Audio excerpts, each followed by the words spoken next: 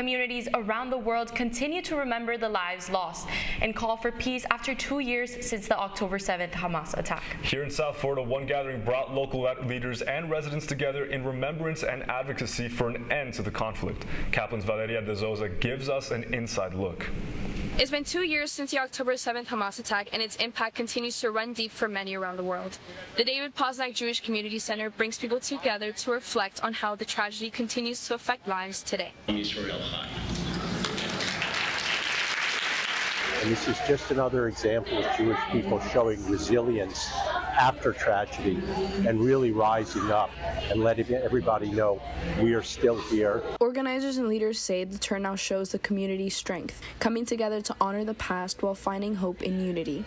So for the last 2 years, our community has been so tragically saddened. Some people in this community also reflect on the importance of finding comfort and connection in a time of grief. I feel that this is something that every Jewish community would need, whether it's on college campuses, whether it's like in high schools like this, or community centers, or even synagogues.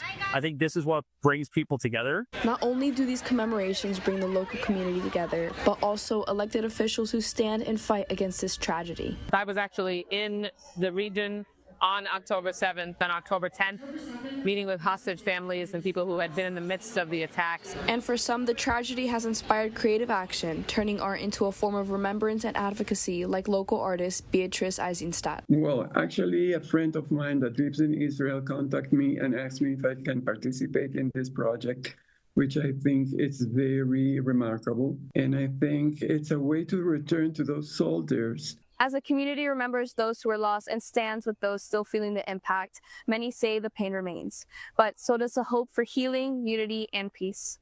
In Davie, I'm Valeria de Souza, Caplin News.